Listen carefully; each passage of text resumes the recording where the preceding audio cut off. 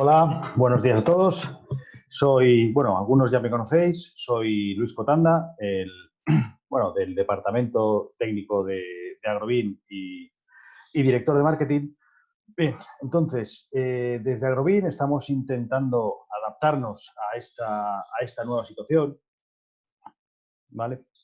A esta nueva forma de comunicarnos. Estamos planteándonos el si vamos a poder visitar los clientes con normalidad para esta vendimia o no, pero bueno, por si acaso vamos preparándonos para esta nueva forma de comunicar.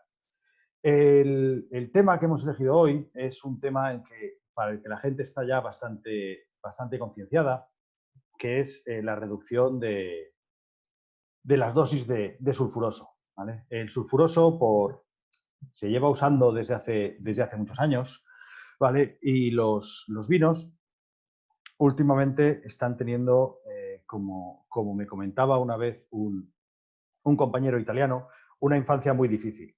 Los vinos están viajando ahora más que nunca, no solamente una vez están embotellados, sino incluso antes de embotellarse. O sea, podemos tener un vino que se elabora en España, de España puede viajar bien por barco o bien por carretera hasta Italia. En Italia le pueden hacer más tratamientos para finalmente venderlo en Rusia. Entonces, digamos que, por un lado, el transporte dificulta bastante la conservación de los vinos y luego, por otro lado, la nueva tendencia en los vinos es,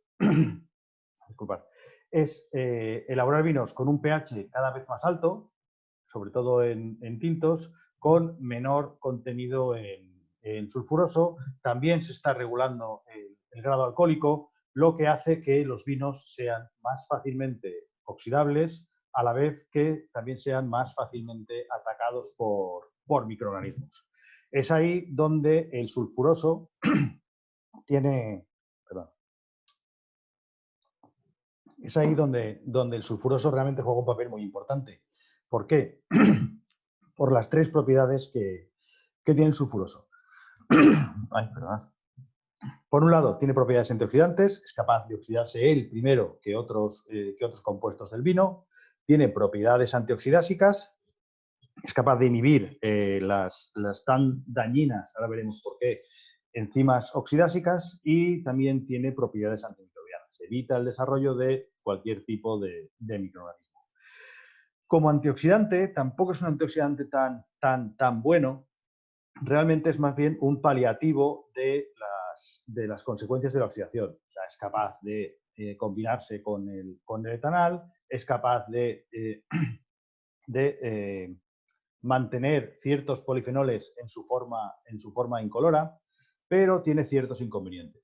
El primero sería legal, y ahora ya con el tema de los vinos ecológicos, que se va reduciendo cada vez más la dosis máxima legal, por un lado. Luego, por otro lado, esa tendencia a reducir el sulfuroso ya simplemente por el consumidor. Yo creo que ahora mismo se están haciendo una gran cantidad de vinos totalmente sin sulfuroso, con diferente éxito, ¿vale? Luego tenemos la cata. Sabemos que los vinos con un sulfuroso elevado podemos notarlo en cata, esos aromas a azufre. Esas bajadas del potencial redox que también produce el sulfuroso pueden provocar reducciones en botella. Y luego está el tema de la salud, que es un alérgeno y también tenemos que etiquetarlo. Hablando de las propiedades del sulfuroso, vamos a empezar por la propiedad antioxidante y qué alternativas tenemos. Una alternativa para combinarse con el oxígeno, para atrapar ese oxígeno, es el ácido ascórbico. Como presentó Fernando Zamora el otro día en Infowine, de hecho esta diapositiva viene de ahí, ¿vale? Había hecho una caracterización de diferentes antioxidantes y lo que había visto es que el que más rápidamente capta el oxígeno, con diferencia, es el ascórbico. Entonces, lo que decía, muy efectivo frente al oxígeno, y el problema es que produce agua oxigenada, produce peróxido de hidrógeno. Y ese peróxido, luego lo veremos, pero necesitamos algo de sulfuroso para poder combinarse con ese oxidante tan fuerte como es el agua oxigenada. Otro antioxidante que también aparece en la gráfica anterior de las Ascorbic son los taninos, que tienen, aparte de la actividad antioxidante, tienen actividad antioxidásica, que reaccionan a diferentes velocidades en función del origen del tanino con el oxígeno, pero tienen un impacto organoléptico. No podemos estar protegiendo continuamente con taninos un vino de la oxidación, porque lo que nos sucederá será que al final sí tendremos un vino, como decía Fernando la semana pasada, tendremos un vino perfectamente protegido de la oxidación, pero que no nos podremos beber. Y por último, a ver, en los últimos años, en los últimos 7, 8 años, han aparecido productos con glutatión, que luego lo explicaremos un poco más en profundidad, pero aparte de su reactividad frente al oxígeno, reactividad directa, tiene un potencial redox bastante bajo, con lo que es capaz de oxidarse él primero que otros compuestos del vino, también tiene una función protectora del color y preventiva de los aromas. Conserva los aromas. Bueno, no voy a entrar tampoco en cuáles son las consecuencias de una oxidación, todos la conocemos, sabemos los vinos cómo cambian de color, ese cambio de color a colores más oscuros también arrastra la fracción aromática, con lo cual acabamos teniendo vinos más oscuros, menos aromáticos, con ciertos aromas de evolución. Esto se ve principalmente en los vinos blancos, pero obviamente también sucede con un poco más de tiempo en los vinos tintos. Cuando hablamos de oxidaciones, creo que hay que distinguir muy bien lo que sería una oxidación enzimática de una oxidación química. Luego veremos un poco con lo que sería la reacción, pero lo principal es que la oxidación enzimática, al estar catalizada por enzimas, ocurre muy, muy deprisa.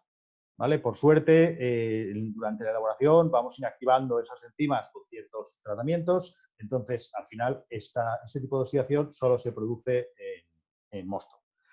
Pero, repito, de una forma muy, muy rápida. Y luego tenemos la oxidación química, que ocurre en mosto y en vino. Lo que pasa es que esta oxidación es tan lenta que realmente no vemos el efecto de la oxidación química en el vino. Necesitaríamos varios días de mosto en contacto con oxígeno para que se pueda oxidar, y el mosto no aguanta tanto tiempo siendo mosto. Enseguida lo transformamos en vino. Muy bien. La oxidación química, luego veremos que realmente es muy similar a la oxidación enzimática, no es sencillamente que el oxígeno reacciona con un polifenol y forma la quinona. Hay bastantes más factores que entran en juego. En principio, necesitamos siempre presencia de metales, principalmente hierro y cobre, en el vino, tanto para la oxidación química como para la enzimática. Entonces, ese oxígeno, a través del hierro, se generan ciertos radicales que son los que realmente están oxidando los polifenoles. Esa oxidación, ese polifenol oxidado, principalmente es la quinona del ácido caftárico, lo que hace es, por un lado, puede reaccionar con compuestos tiólicos, reduciendo los aromas, y por otro lado puede oxidar otros polifenoles, con lo cual se regeneraría otra vez el caftárico para poderse volver a oxidar, o lo que puede hacer es hacer una polimerización fenólica, o sea, ir oxidando otros polifenoles y agregándose a otros polifenoles, y ya pasar de ese color amarillo del polifenol oxidado a un color ya mucho más oscuro. En el caso de la oxidación química, también se produce el peróxido de hidrógeno, agua oxigenada, que una vez más, con el hierro como transportador de electrones, produce el radical hidroxilo, que es un radical muy, muy oxidante. Tan oxidante que va a oxidar lo primero que va a encontrar en un vino. El compuesto que está en mayor concentración en el vino, obviamente, es el agua, pero después el alcohol. Entonces, probablemente encontrará una molécula de alcohol y te degenerará el acetaldehído con los problemas que da el acetaldehído. Me parece interesante este esquema. Obviamente hay muchísimas más interacciones durante la oxidación, pero me parece muy interesante esta reacción porque vemos que el oxígeno solamente está presente al inicio de la reacción. El resto de la reacción se produce en ausencia de oxígeno. Entonces, lo que quiero dejar claro es que el evitar la presencia de oxígeno o evitar que el oxígeno reaccione solo es el principio de lo que sería la cadena de oxidación. Bueno, entonces, ¿cuáles son los factores que influyen en una oxidación o cómo podemos nosotros influir en una oxidación? Pues en un principio podemos controlar el aporte de oxígeno. En un segundo lugar, podemos influir sobre los compuestos fenólicos, sobre cuánto sustrato hay para oxidarse. Luego veremos que contra menos sustrato haya para oxidarse, pues menos se va a oxidar el vino, obviamente. ¿Vale? Luego, podemos influir sobre el contenido en metales. Hay un montón de prácticas que se pueden hacer para no incorporar metales o incorporarlos en la menor medida posible. Aquí aparece el hierro, pero el cobre también es importante. Hay que tener cuidado con los tratamientos en viña, sobre todo para vinos tiólicos. Bien,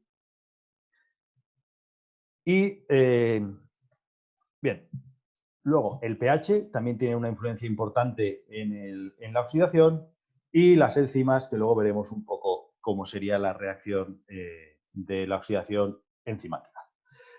¿Cómo controlamos el aporte de oxígeno?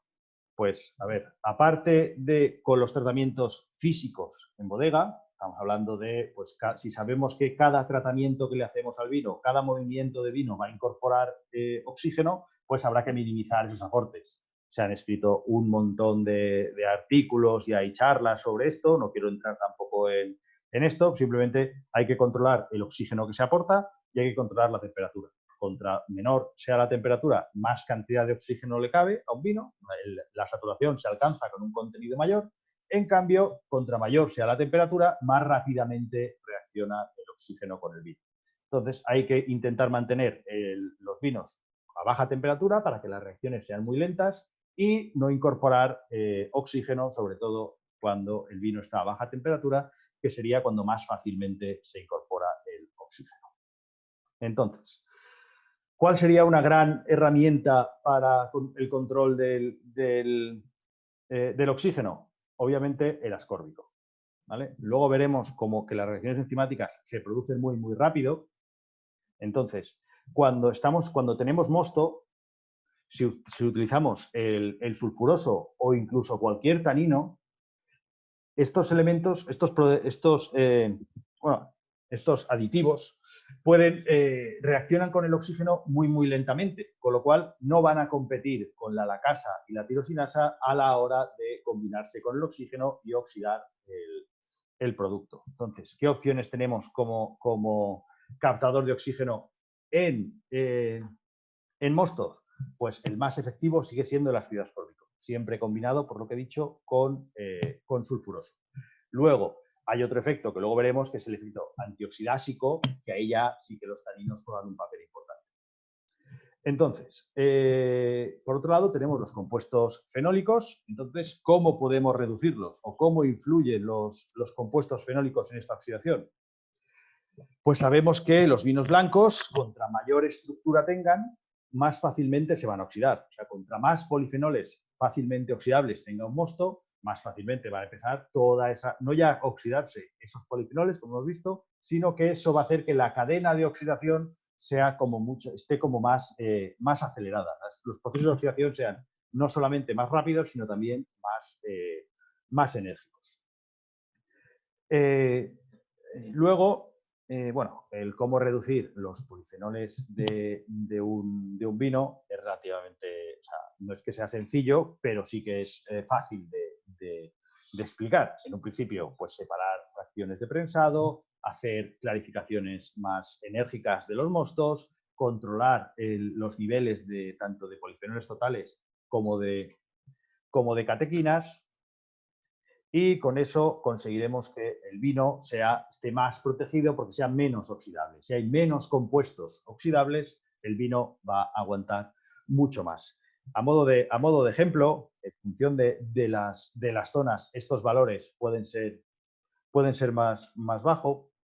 Estos valores pueden ser más bajos, ¿vale? Pero si nosotros vamos a elaborar un vino que va a llevar cierta maceración prefermentativa, que nos interesa extraer cosas de las pieles, es inevitable que esos índices de polifenoles totales aumenten. Me refiero a variedades terpénicas de las que necesitamos extraer esos precursores de la piel, o incluso de variedades neutras que necesitamos reforzar un poco la estructura.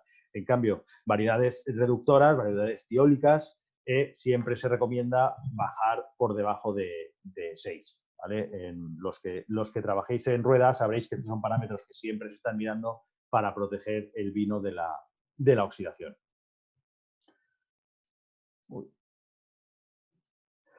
Muy bien, metales. ¿Vale? ¿Cómo influyen los metales? Hemos visto que son los metales los que hacen que, los que transportan los electrones, los que permiten, los que catalizan las oxidaciones en los mostos y también en los vinos.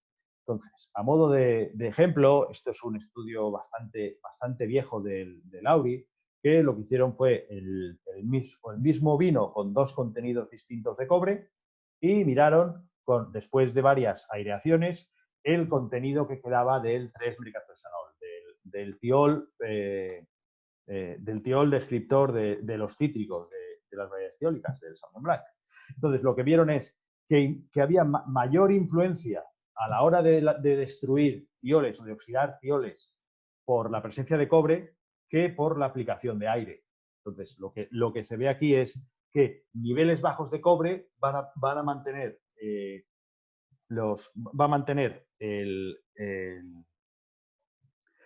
vas a proteger de la oxidación mucho más con unos niveles bajos de cobre que protegiendo del aire sin controlar este tipo de metales. A ver, hay gente que está levantando la mano, no sé muy bien. A ver, si tenéis alguna pregunta en el propio Zoom, en la barra de abajo, hay ahí unos bocadillitos que pone preguntas, ¿vale? Si las ponéis ahí, en la medida que vaya viéndolas y pueda, las iré contestando.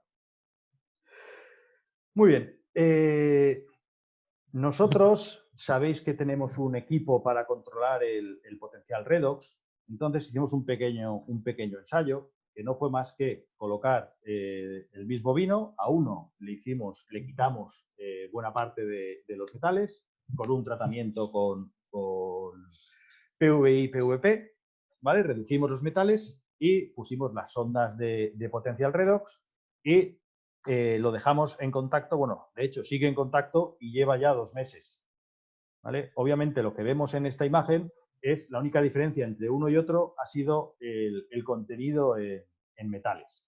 Obviamente los dos vinos están oxidados, pero me parece que el color de estos dos vinos ya lo dice todo. ¿Vale? Estamos viendo cómo el de la izquierda, al que le hemos hecho el tratamiento para eliminar metales, tiene un color oxidado, pero desde luego no es el color que tiene el whisky, el brandy que tenemos a la derecha. Pero repito, son el mismo vino de bag box comercial. No hicimos nada más que llenar los vasos y hacer el tratamiento para eliminar los metales. Muy bien, el pH. ¿Cuál es la influencia del pH? Vemos en toda reacción que haya por ahí protones danzando, el pH siempre tiene influencia. Pues en un principio tiene la influencia que conocemos todos, pues con un pH más bajo, el sulfuroso molecular, las formas libres del sulfuroso, siempre se recomienda el pH más bajo. Bien, pero luego tenemos también otro factor, que es que lo que he comentado antes del agua oxigenada. Un segundo. Vale. Lo que he comentado antes del agua oxigenada, ¿vale? El agua oxigenada, si en presencia de hierro, es cuando te forma este radical hidroxilo, que he dicho que es el que era tan oxidante que oxidaba lo primero que encontraba, un oxidante nada selectivo. Pero el sulfuroso molecular sí que compite con este hierro para captar esa agua oxigenada y generar un sulfito. Con lo cual, es interesante siempre tener una pequeña parte de sulfuroso para controlar este agua oxigenada. Como alternativa para el control de este agua oxigenada, ahora mismo todavía no hemos inventado nada. Seguimos trabajando porque muchas veces no es suficiente proteger frente al oxígeno los vinos sin sulfuroso, hay que controlar esta agua oxigenada. Y el otro factor en el que influye el pH es que los fenoles, los polifenoles, necesitan perder el protón para pasar al ion fenolato, que es el oxidable. Y eso tiene un pKa de 9,10. En resumen, para los que tampoco nos acordamos de esas clases de química, lo que quiere decir es que a pH 4 habrá 9 veces más iones fenolato que a pH 3. O sea, habrá 9 veces más sustrato de oxidación que a pH 3. Con lo cual, el pH, aparte de influir en las formas activas del sulfuroso, también influye en las formas oxidables de los polifenoles. Muy bien, cuando hablamos de capacidad antioxidásica, que también la tenía el sulfuroso, ¿vale? Pensamos en la típica foto de la manzana, que abres una manzana y en cuestión de minutos se ha empezado a oscurecerse. Obviamente esta lleva algo más tiempo, ¿vale? Entonces, ¿cómo actúan las enzimas oxidásicas? Principalmente la tirosinasa, la que está de forma natural en las uvas, y la lacasa, que viene de uvas con podredumbre. Pues lo que hace la tirosinasa y la lacasa es, en este caso, no con hierro, sino con cobre, hacen de transportadores de electrones para llegar al mismo radical hidroperoxilo, ¿vale? Entonces, ¿qué conseguimos? Que esta parte de la reacción sea muchísimo más rápida si está regulada por enzimas. Y la otra cosa es que este tipo de reacciones, la oxidación enzimática, no produce ese peróxido de hidrógeno, con lo cual nos evitamos buena parte de la reacción. Pero repito, es muy, muy rápido. Entonces, también estos son datos también del estudio sobre taninos de la OIV, ¿vale? En el que participamos aquí en Opia. Aquí estamos, entre otras casas comerciales, está también Agrobin, y lo que vimos es que prácticamente todos los taninos tienen una actividad sobre enzimas bastante interesante. Entonces, ¿cuál sería, a mi parecer, el más interesante en este caso? Pues obviamente utilizar para este tipo de aplicación taninos de uva, pues sí, está muy bien, son bastante efectivos, pero me parece que para esta aplicación en uvas relativamente de baja calidad, porque son uvas que ya han sido atacadas por botrytis, podríamos utilizar otro tipo de taninos. Luego, en el caso de blancos, tampoco podemos aumentar mucho la estructura. No podríamos utilizar un tanino de roble o un tanino de castaño. Creo que afectaría demasiado organolépticamente al vino. Entonces, creo que el tanino gálico, que tiene una buena efectividad frente a estas enzimas, puede ser una buena opción, sobre todo por su bajo impacto organoléptico. Muy bien. Entonces, ¿qué propuestas tenemos en Agrobin para controlar, en este caso, el oxígeno? ¿Qué tenemos nosotros que puede combatir el oxígeno? Pues nuestra propuesta en este caso, aparte del Superbouquet Evolution que veremos más hacia el final, tendríamos el Tanicol Blanc Excellence. ¿Por qué el Tanicol Blanc Excellence? Pues, por un lado, tiene un elevado contenido en tanino de pepita. Realmente su composición sería tanino de pepita y tanino de cítrico. Entonces, esa combinación, con esta combinación lo que conseguimos es, por un lado, damos esa protección antioxidante con el tanino de pepita, que hemos visto antes que era bastante efectivo con esa propiedad antioxidante. Y, por otro lado, el aporte de tanino cítrico lo que hace es refrescar los vinos. Conseguimos que vinos que tienen la fruta ya un poco apagada, el típico vino blanco que llega al verano y ya no tiene esa explosión de fruta, ese frescor que tenía cuando se embotelló en el mes de enero o febrero, pues podemos, como quien dice, rejuvenecer un poco el vino con este tipo de taninos. Muy bien. Sigamos con las propuestas. ¿Qué propuesta tenemos nosotros para reducir el contenido de polifenoles? Para reducir el sustrato de la oxidación. Recordemos que si reducimos el sustrato de la oxidación, vamos a conseguir pues que se oxiden menos los vinos, que todas las reacciones, que toda esta cadena sea mucho más lenta, con lo cual podamos intervenir mucho antes. Pues como he dicho, obviamente para esta aplicación sirven muchísimos clarificantes, EUPP, proteína vegetal, incluso gelatina, caseinatos, todos los clarificantes que reduzcan el índice de polifenoles totales van a ser efectivos, pero en este momento lo que quiero hablar es del supercohete evolutivo, ¿vale? Una levadura enriquecida en glutatión, que lo que va a hacer, bueno, más bien la red tendría que estar, a ver, sí, la red tendría que estar un poco más abajo porque realmente con lo que va a interactuar es con la quinona. Entonces, ¿de dónde viene el supercohete evolutivo? Pues nosotros, allá por el año 2012, ya teníamos algún producto en catálogo, algún nutriente enriquecido en glutatión. Entonces nos metimos en este proyecto, un proyecto de investigación vinoso con algunas bodegas y centros de investigación para ver qué alternativas podíamos encontrar al sulfuroso. Probamos taninos, probamos obviamente sulfuroso, probamos todo lo que se nos pudo ocurrir y lo que vimos fue que que es el glutatión. Creo que ya todos hemos oído más de una vez qué es el glutatión, el famoso tripéptido cuyo aminoácido central, la cisteína, tiene un grupo tiólico, un grupo SH, que es muy reactivo, por un lado, con el oxígeno y, por otro lado, muy reactivo con las quinonas. Pero ahora lo veremos. Entonces, ¿cómo funciona el superbuquete evolutivo? Pues lo que hace es, por un lado, vamos a atrapar el oxígeno y, por otro lado, vamos a atrapar la quinona.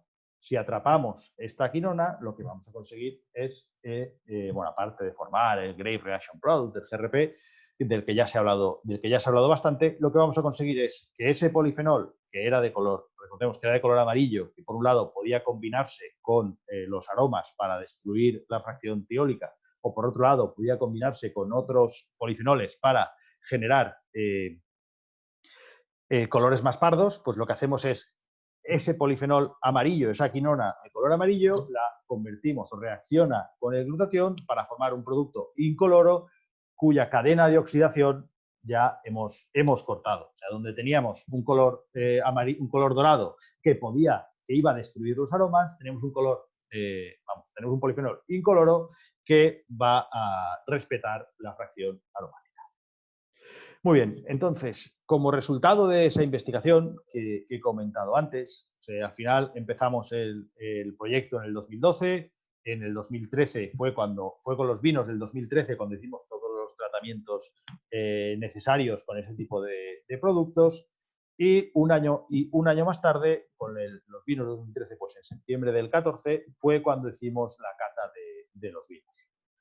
¿Y qué nos sorprendió? Pues, para empezar, los vinos que habían sido tratados con esta levadura rica en glutatión eran bastante más intensos en nariz, ¿vale? Estamos hablando de aromas, pues, los aromas herbáceos característicos del albariño, más fruta tropical, vamos. Realmente lo que nos sorprendió fue que de todo lo que probamos en cata, en todos los casos, el vino que se prefirió fue el del Superbuquet Evolutivo. Luego, unos años más tarde, seguimos haciendo pruebas. Hicimos una prueba con tres vinos distintos: un Verdejo Sauvignon y un Airén. Entonces, lo que hicimos fue no añadir sulfuroso y ver qué sucedía con la aplicación del superbuquete evolutivo. ¿Y qué vimos? Vimos que sí, que desde luego que respecto al testigo lo había protegido, ¿vale? Pero que su efectividad no entendíamos por qué. Bueno, al final sí que lo entendimos, porque era más efectivo en verdejo que en airén. ¿Y qué es lo que estudiamos ahí? Ahí estudiamos los polifenoles totales. Vimos que el contenido en polifenoles catequinas, taninos del vino verdejo era muy, muy bajo, con lo cual, al tener menos sustrato de oxidación, el Superbuquete Evolution pudo ser capaz de colorar o de combinarse con las quinonas que se producían. En cambio, con el airén, que tenía una estructura más importante, en este caso era un airén de prensado único, de una única fracción de prensado, volúmenes grandes, o sea, no se había hecho un buen trabajo de reducción de polifenoles. Lo que sucedió es que sí, el Superbuquete Evolution funcionó, teníamos bastante menos, esto que no es intensidad colorante, pero bueno, el parámetro del pardeamiento de la densidad óptica a 440. Vale, muy bien, tengo aquí un par de preguntas, ahora cuando termine esta diapositiva las contestaré. ¿Vale?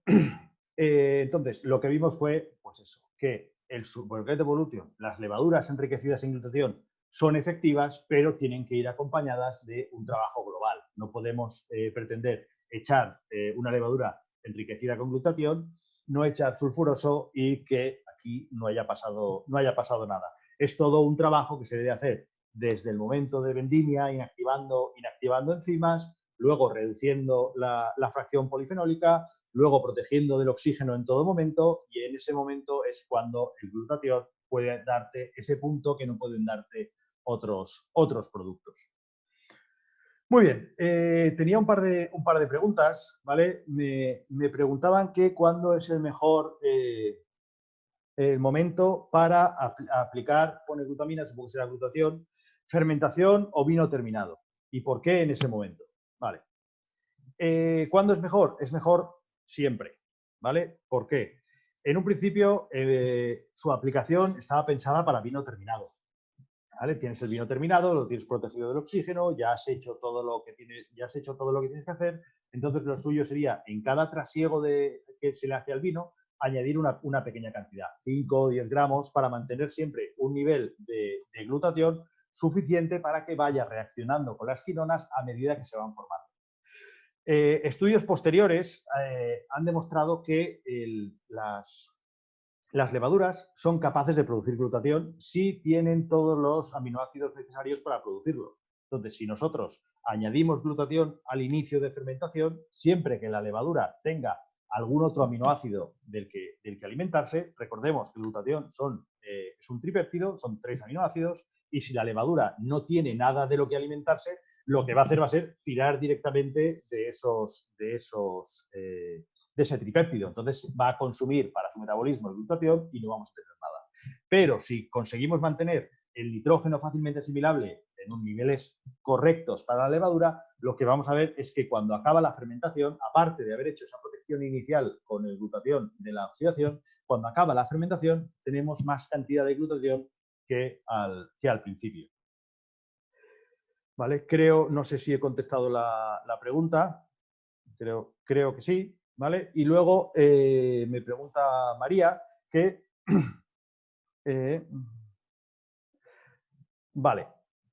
Me pregunta sobre si para vendimia el ascórbico es más efectivo que el glutatión. La respuesta es sí. ¿Vale? El ascórbico reacciona mucho más rápido con el oxígeno que el glutatión. El glutatión es relativamente rápido, pero no alcanza las velocidades que alcanza el ascórbico. Vale, y me pregunta si el glutatión frena la actividad enzimática o solo actúa con las quinonas. A ver si puedo. Vale.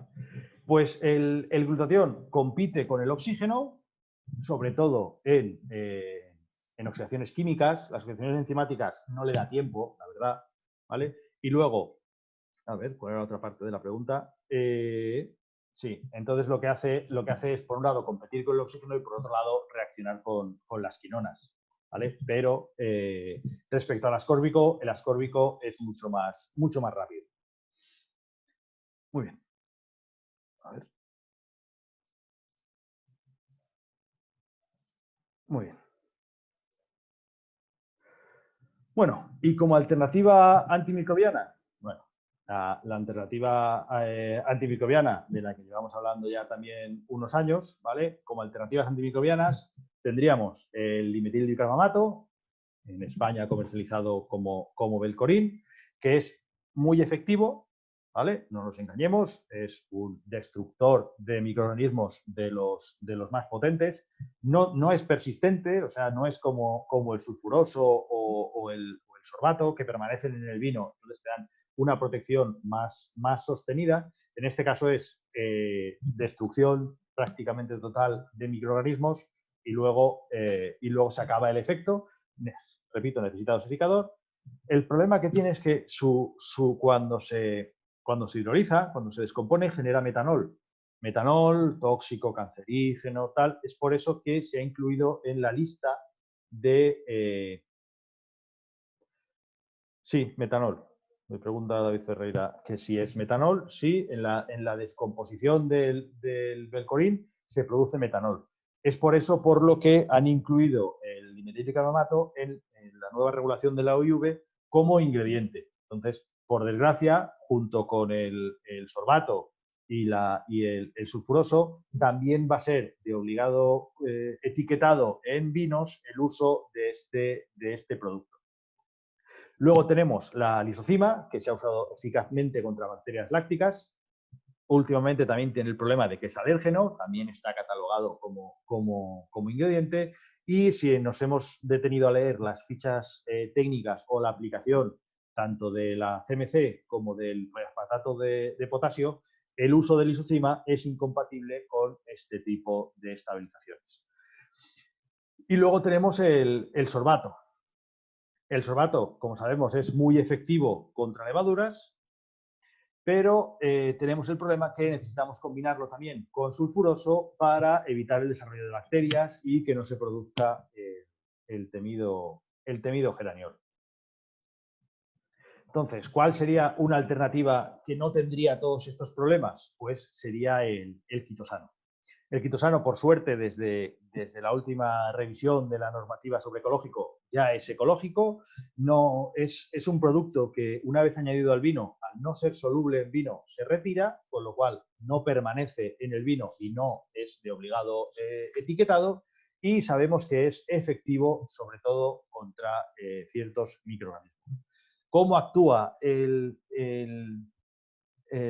quitosano?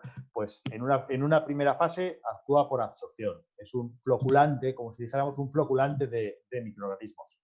Esta acción es interesante, pero sobre todo es más interesante la segunda, lo que llaman efecto biológico. El quitosano es capaz de interactuar con las paredes celulares de ciertos microorganismos y lo que hace es desestructurarlas y causar la muerte celular. Este proceso de muerte celular es relativamente rápido. No me acuerdo si estábamos hablando de 1 o 2 horas que las células ya empiezan a morir. O sea, no tiene un efecto, no hay que, primero las precipita y luego poco a poco, cuando las células ya no pueden transportar, mueren de hambre. No, este efecto killer, por llamarlo de alguna manera, es bastante rápido. Entonces, sabemos que es efectivo contra el BRED y sabemos que es efectivo contra bacterias lácticas. Hay quien dice que es efectivo contra bacterias acéticas. No lo sé. En nuestra experiencia, el quitosano no es efectivo contra bacterias acéticas más allá de productos que tengan efecto clarificante. O sea, cualquier clarificación también reduce microorganismos, con lo cual, si pusiéramos quitosano con bentonita, podríamos reducir las poblaciones también de bacterias acéticas. Pero, desde luego, no sería, el quitosano no es capaz de interactuar con las membranas de las bacterias acéticas, con lo cual solo tendríamos el efecto de la precipitación de estas bacterias, que es bastante limitado. Entonces, ¿cuál sería nuestra propuesta? Un segundo.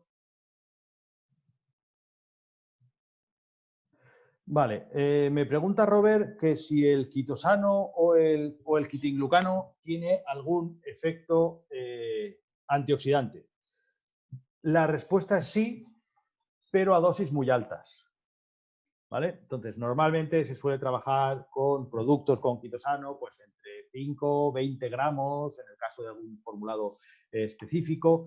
Entonces, a esas cantidades de quitosano, el efecto antioxidante es muy, muy bajo. Se han hecho pruebas con quitosano de otro tipo de orígenes a nivel de laboratorio, con dosis de 100 gramos hecto, o sea, unas dosis absurdas, o sea, realmente muy altas de quitosano, y se ha visto que es muy eficiente como antioxidante.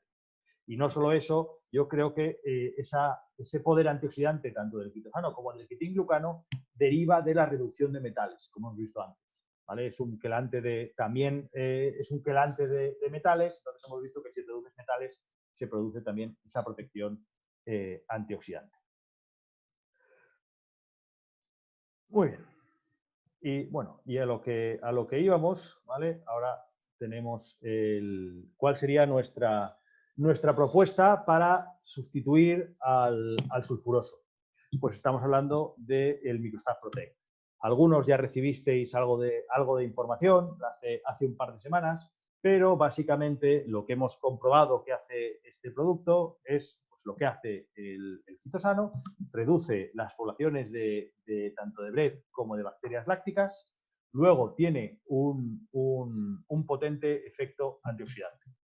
También incorpora levadura rica en glutatión y una pequeña parte de tanino para favorecer la inactivación de las enzimas oxidásicas. Entonces, obviamente, todo lo que estoy diciendo lo hemos demostrado y hemos probado, hemos contrastado este producto con los productos puros. Claro, cuando te pones a buscar varias acciones en un mismo producto, surge la duda de si van a haber ciertas incompatibilidades. Y ahora veremos que no. Comprobamos que respecto a BRED, que era igual de efectivo era igual de efectivo que el sulfuroso, era igual de efectivo que el quitosano puro, reduciendo las poblaciones de BRED.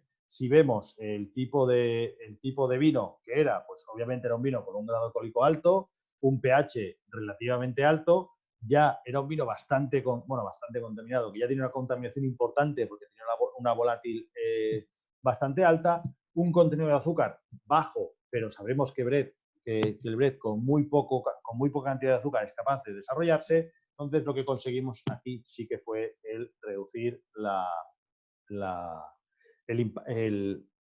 presencia del microorganismo.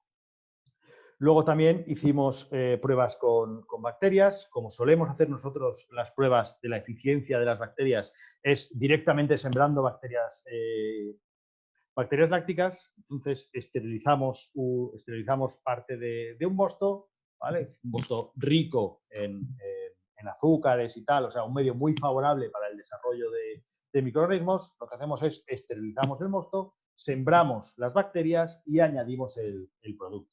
Entonces lo que vimos es que pasados 10 días no había desarrollo de maloláctica ni con el quitosano puro, ni con el Microstat Protect, y el problema que tuvimos es que al cabo de en torno a una semana empezó la maloláctica en el que habíamos tratado con sulfuroso. Y hablando del efecto antioxidante y antioxidásico, lo que hicimos fue, tenemos ciertos problemas, estamos todavía buscando un método eficaz, hemos encontrado que nos gusta bastante, para saber cuánto hemos protegido un vino de la oxidación cuando hemos añadido un producto. Sí, me quedan 2 diapositivas, ahora contestaré a las preguntas.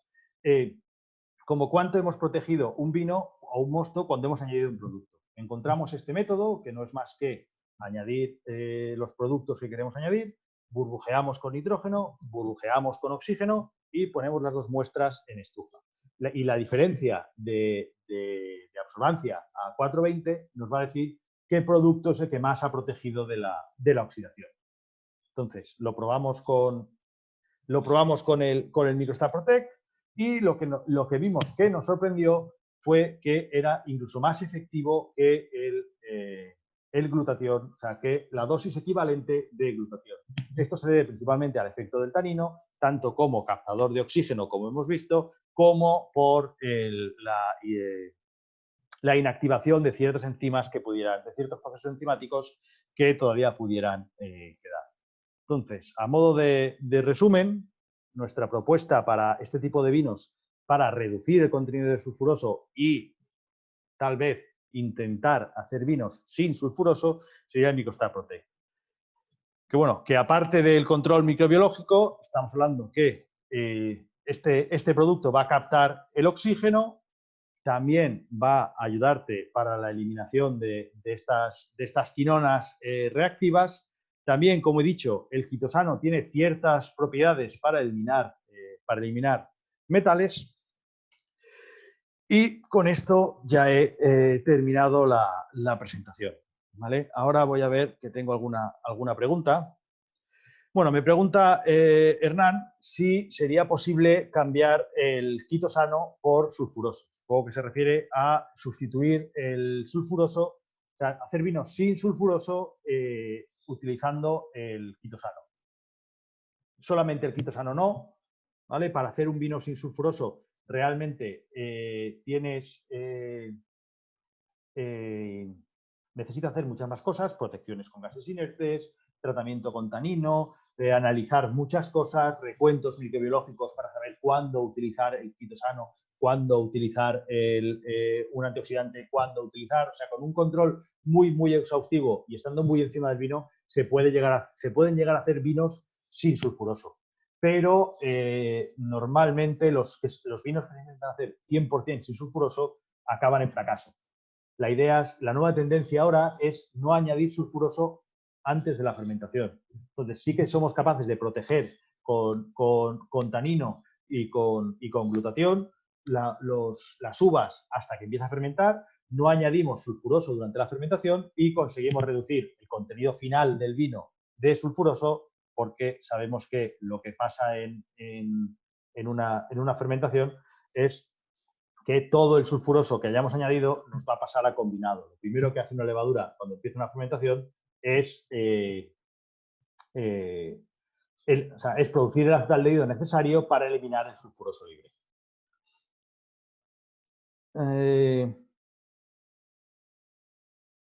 Vale, me pregunta alguien, no lo sé, ¿vale? Que si el quitosano no tiene un efecto residual.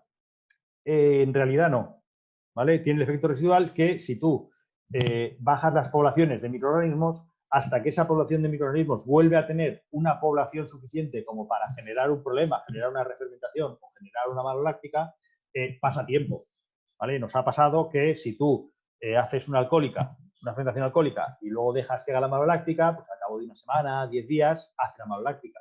También nos ha pasado que con dosis altas de quitosano al inicio de fermentación conseguimos que haga la maloláctica de forma natural, pero al cabo de 2 o 3 meses. ¿Vale? En el caso de vinos dulces, yo tendría mucho cuidado porque el desarrollo de microorganismos, cuando hay un sustrato tan interesante como el azúcar, es muy, muy grande. ¿Que se puede utilizar el quitosano para vinos veganos? Sí. Que yo sepa, los veganos no tienen ningún problema con los hongos.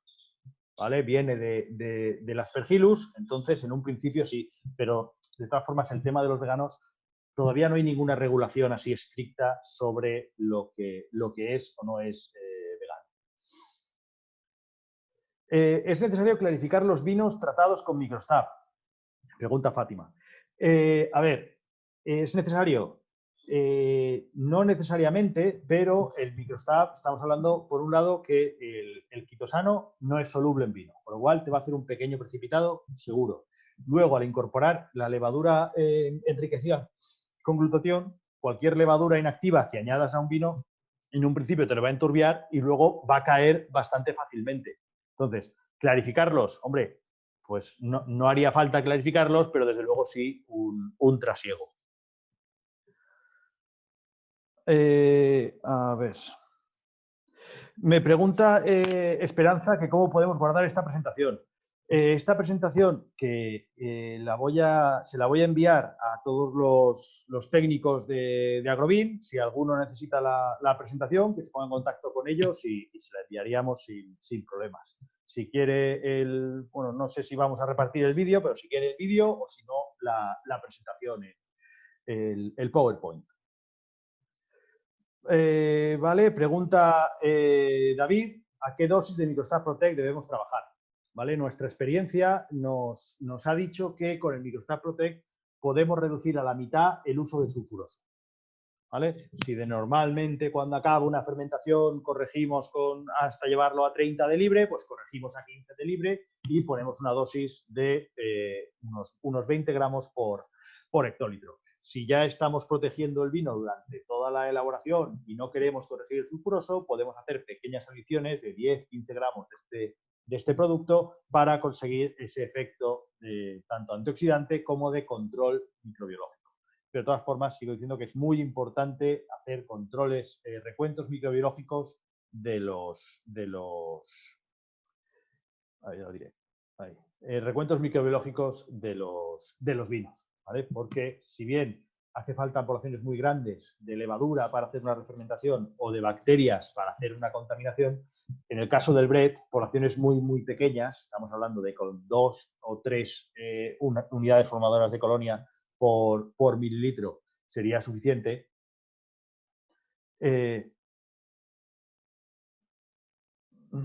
Vale. Aparte de eso, no sabía de qué estaba hablando. Ah, sí, de la protección de los vinos. Muy bien. ¿En qué momento se puede usar? Realmente en cualquiera. O sea, se puede utilizar al inicio de fermentación como antioxidante para uvas.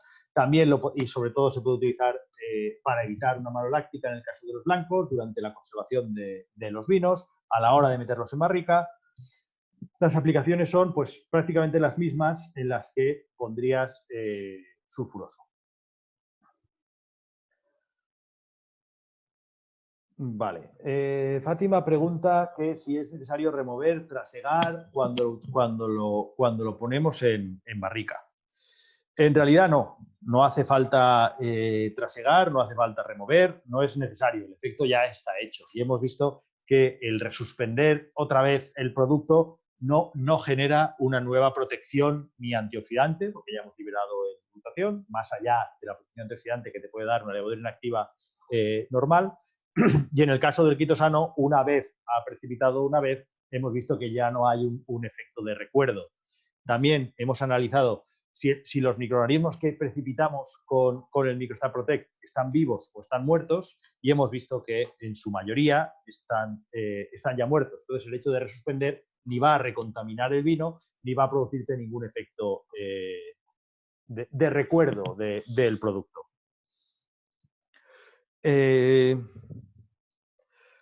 Me preguntan si se puede eliminar el acetaldehído una vez se ha formado. Es complicado. O sea, si hubiera una forma sencilla de eliminar el acetaldehído, en realidad ya se sabría. ¿Vale? O sea, lo sabríamos todos, las casas comerciales nos hubiéramos preocupado porque el acetaldehído realmente es un problema.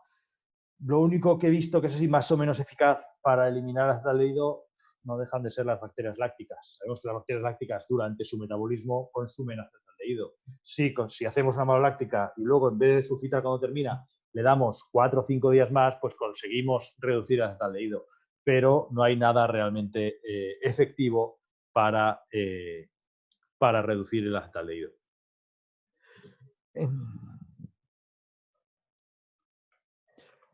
A ver, ¿hay algún producto que os está desarrollando para eliminación de catequinas que no sea PVP para poder utilizar en ecológico? Realmente el caseinato es ecológico y va muy bien, pero tenemos el problema de que es un alérgeno. A ver.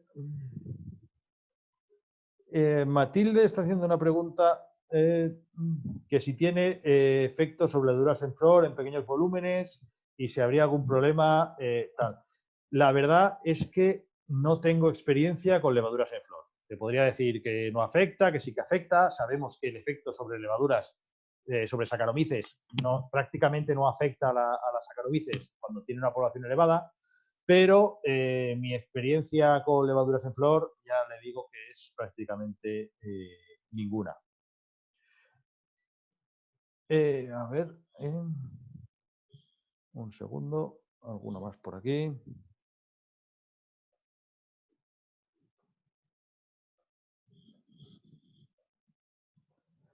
Vale. Entonces, productos para bajar el pardeamiento como sustitutos del PVP, pues realmente las gelatinas, las bentonitas, o sea, una clarificación. Se ha visto que es bastante efectivo la proteína de guisante. Entonces, prueba los clarificantes. Realmente yo he visto resultados espectaculares con proteína de guisante. De hecho, hice unas pruebas esta vendimia, fueron en fermentación, pero bueno, sobre rosados, hacer como único clarificante de fermentación, poner PVPP en un depósito y en el depósito de al lado, venían los dos de un mismo depósito grande, o sea, exactamente el mismo mosto, y en el de al lado utilizar el Proget 100, nuestra proteína de guisante. Luego estuve mirando el color por coordenadas TILAB, sabes que realmente te coloca el vino exactamente en el color que tiene, independientemente o sea, es una cosa que se utiliza sobre todo en rosados en la zona de la Provenza para localizar el color y poder comparar varios colores. Y los colores más parecidos, porque probé más cosas, probé clarificantes compuestos y otras historias, los dos que más se parecían eran el PVBP y la proteína vegetal. Así que te invito a probar lo de la proteína vegetal porque es realmente efectivo.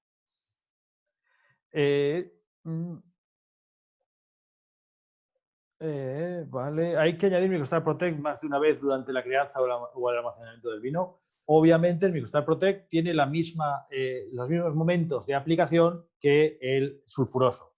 Si hacemos un tratamiento del vino, pues podemos incorporar el mismo tiempo que el sulfuroso o en vez del sulfuroso podemos incorporar este producto. ¿Qué resultados tiene para vinos que una vez embotellados presentan pardeamiento? Hombre, el pardeamiento ya hemos visto de dónde viene. El pardeamiento viene o de un sustrato o demasiados polifenoles fácilmente oxidables o una entrada de oxígeno. O sea, la respuesta a un pardeamiento en botella creo que es demasiado larga, pero vamos, habría que controlar la entrada de oxígeno, con qué oxígeno se está embotellando el vino, qué polifenoles tiene el vino, si el sulfuroso realmente está aguantando lo que tiene que aguantar. Hay un montón de factores. A ver. Muy bien.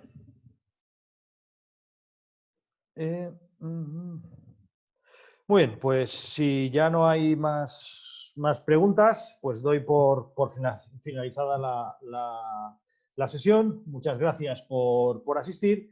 Si necesitáis algo más de información o documentación extra o incluso partes de esta presentación, poneros en contacto con vuestros técnicos, con el técnico de Agrovín de vuestra zona y estaremos encantados de solucionar cualquier duda o problema que hayáis podido tener. Pues nada más. Si no necesitáis nada, para lo que queráis, podéis poneros en contacto conmigo o con el comercial que tengáis. Muy bien, pues nada, muchas gracias por asistir y nos seguimos viendo.